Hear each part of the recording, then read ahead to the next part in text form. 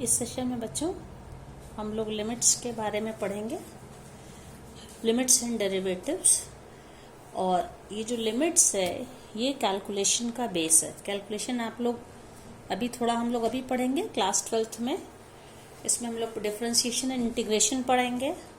तो उन सबको समझने के लिए, कैलकुलस को समझने के लिए पहले हमको लिमिट्स को समझना पड़ेगा। लिमिट्स के थ्रू हमें क्या पता चलता है, किसी भी फंक्शन का बिहेवियर पता चलता है या नेचर ऑफ द फंक्शन कि वो किस तरह का है। तो जैसे कि फंक्शन के बारे में आप लोग थोड़ा बहुत पहले ही पढ़ चुके हैं, ऑल्दो ये आपका बाद में हट गया, लेकिन हम लोग उसको डिस्कस कर चुके हैं कि suppose y is a function of x। ठीक है, अब और हम फंक्शन को दैट इज f(x) को कैसे डिफाइन किया है, x² - 4 अपॉन x - 2 मान लीजिए। तो इसका क्या मतलब है कि ये फंक्शन हर वैल्यू के लिए, x की हर रियल वैल्यू के लिए डिफाइंड है, लेकिन ये x इज इक्वल्स टू 2 पे डिफाइंड नहीं है। और ऐसा क्यों है, क्योंकि x की वैल्यू आप 2 अगर यहाँ पे रखेंगे तो डिनोमिनेटर 0 हो जाएगा। और मैथ्स में अगर किसी भी फ्रैक्शन का डिनोमिनेटर 0 है, नीचे वाला टर्म अगर 0 है, तो इसका मतलब वो डिफाइंड नहीं है। तो हम उसके बारे में कुछ उसको नहीं सॉल्व कर सकते, आगे बढ़ सकते। इसलिए कोई भी फंक्शन है तो हमें उस वैल्यू से बचना चाहिए जहां से उसका डिनोमिनेटर 0 हो जाए। तो अब देखिए, जैसे ये है, ये हमारा एक फंक्शन है।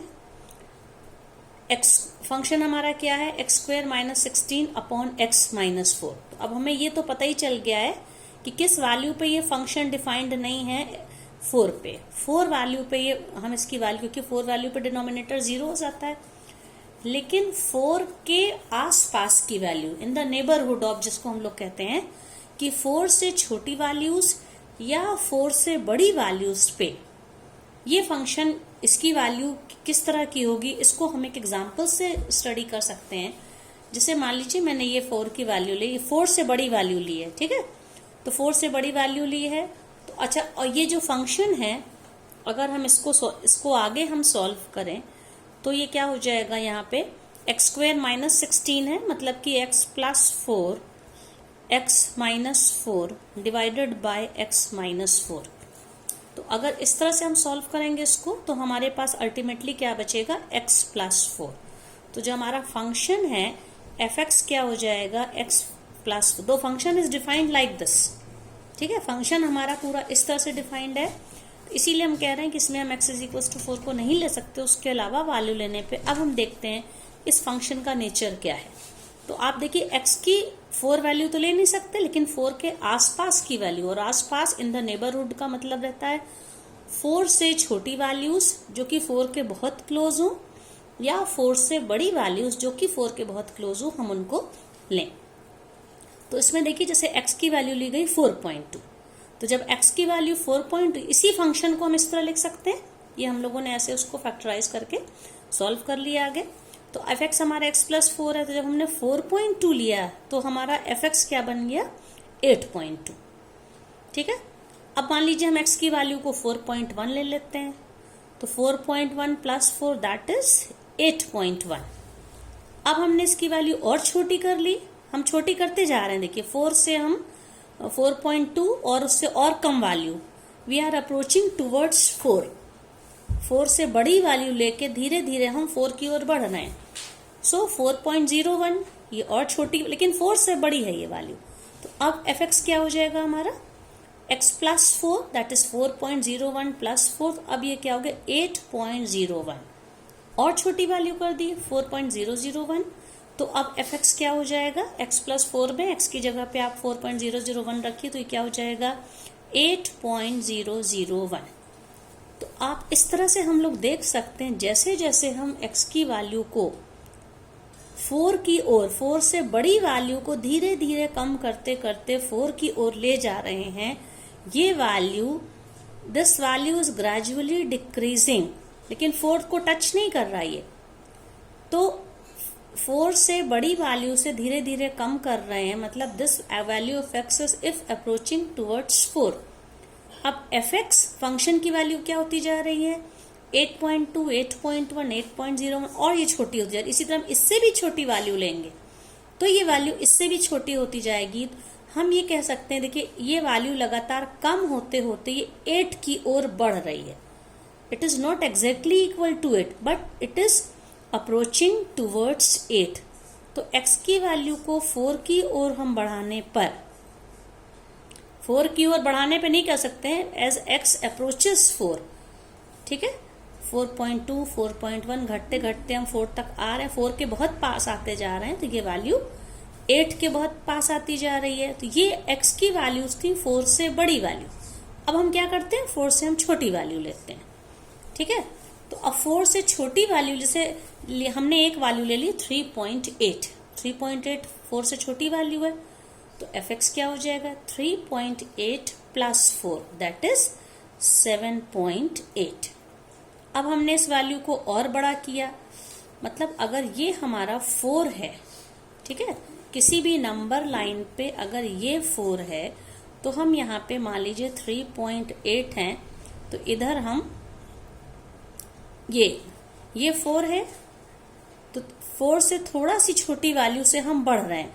ये मान लीजिए 3.8 है, हो सकता है अगला 3.9 हो. मतलब हम इस तरह धीरे धीरे हम 4 की ओर बढ़ रहे हैं.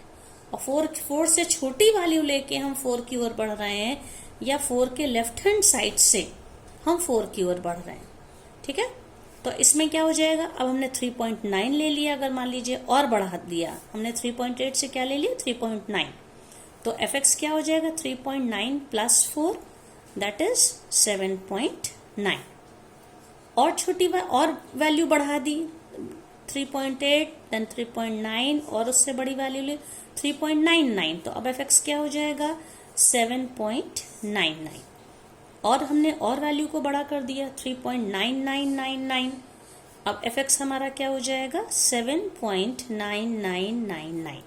इस तरह से आप देखिए, हम x की वैल्यू को 4 के लेफ्ट साइड से, मतलब 4 की छोटी वैल्यू से, जैसे जैसे इन चारों वैल्यू में 4 के सबसे क्लोज ये वाली वैल्यू है. ओके, तो हम जैसे जैसे इस वैल्यू को 4 की ओर बढ़ा रहे हैं, fx की वैल्यू देखिए क्या हो रही है 7.8 7.9 7.99 की बढ़ती जा रही है वैल्यू. और ये धीरे धीरे किस तरफ बढ़ रही है, 8 की तरफ बढ़ रही है. तो इस तरह से, और हम इसको ग्राफ से भी समझ सकते हैं. जैसे मान लीजिए ये एक फंक्शन है, यही फंक्शन है x² - 16 अपॉन x - 4. तो ये गोला का मतलब है कि इस जगह पे फंक्शन डिफाइंड नहीं है. ये जो सर्कल से हम दिखा रहे हैं कि x = 4 पे फंक्शन की कोई वैल्यू नहीं है. यहाँ पे ये हम इसको इस जगह पे नहीं डिफाइन कर सकते, लेकिन 4 से छोटी वैल्यू पे, 4 से छोटी वैल्यू का मतलब क्या था, आप देखिए ये सारी वैल्यूज हैं. हम जैसे जैसे हम इधर से ऐसे ऐसे 4 की छोटी वैल्यू से 4 की ओर बढ़ते हैं, आप देखिए तो उसके करस्पॉन्डिंग फंक्शन हमारा इस तरह से बढ़ रहा है. और ये फंक्शन किधर, ये 8 है. ओके, तो ये 8 की ओर ये वाला फंक्शन हमारा y कोऑर्डिनेट, जैसे जैसे हम 4 की ओर x कोऑर्डिनेट को बढ़ाते हैं, y कोऑर्डिनेट आप देखिए ऐसे बढ़ने में, ये हाइट इसकी बढ़ रही है, इट इज अप्रोचिंग 8, ये 8 की ओर बढ़ रहा है. इसी तरह से 4 से बड़ी वैल्यू लेने पे हम अगर जैसे जैसे लेफ्ट साइड बढ़े, मान लीजिए यहाँ पे थे तो हमारा y कोऑर्डिनेट यहाँ पे था, हम जब यहाँ पे आ गए, इसको हम एकदम स्ट्रेट मिला, y कोऑर्डिनेट यहाँ, तो हम जैसे जैसे 4 से बड़ी वैल्यू से राइट साइड से 4 की ओर आते हैं, तो y कोऑर्डिनेट भी कम होते होते ये 8 की ओर आ रहा है. ठीक है, इसी को हम in other words limit of a function कहते हैं. अब इसमें हम ये इस पर बिल्कुल डिस्कस नहीं करेंगे कि x की वैल्यू 4 है तब क्या होगा, इससे हमें मतलब ही नहीं है, हमें 4 को टच ही नहीं करना है. फंक्शन की x = 4 पे क्या वैल्यू है, यहाँ पे ये मैटर नहीं करता, लेकिन 4 के आसपास की वैल्यू, आसपास वेरी क्लोज्ड वैल्यू, और इसको इन द नेबरहुड ऑफ 4 भी हम कहते हैं, कि चाहे 4 से बहुत थोड़े से छोटी वैल्यूज या 4 से बहुत ही थोड़ी सी बड़ी वैल्यूज, उनके आसपास की वैल्यू पे फंक्शन का बिहेवियर कैसा है. तो हम देखते हैं कि चाहे हम 4 की छोटी वैल्यू से 4 की तरफ बढ़ें या 4 से बड़ी वैल्यू से 4 की तरफ बढ़ें, हमेशा fx 8 की ओर बढ़ता है. तो इसको हम कह सकते हैं limit when limit x tends to 8 और x tends to 4 और x approaches 4, इसको लिखने का तरीका क्या होता है? जो फंक्शन हमारा limit of a function x, और फंक्शन कैसे defined, x square minus 16 upon x minus 4, जैसे जैसे x की ओर वैल्यू बढ़ रही है उस समय ये लिमिट इसकी किसकी ओर बढ़ती? 8। तो हमारा आंसर क्या होगा? 8। अब फिर बच्चों मैं फिर इसको रिपीट कर रही हूँ, उसका ये मतलब नहीं है कि 4 पर क्या वैल्यू है। लिमिट हमेशा डिफाइंड होती है किसी पर्टिकुलर वैल्यू के लिए। जब लिमिट निकालते हैं तो मतलब उसके आसपास की वैल्यू। 4 पे तो फंक्शन डिफाइंड ही नहीं है, आप देखिए ग्राफ में देख लीजिए। 4 पे तो डिनोमिनेटर 0 हो गया, लेकिन 4 से छोटी वैल्यू या 4 से बड़ी वैल्यू पे जैसे जैसे हम 4 की ओर बढ़ेंगे फंक्शन हमारा 8 की ओर बढ़ेगा, तो हम कह सकते हैं इसकी लिमिट क्या है? 8।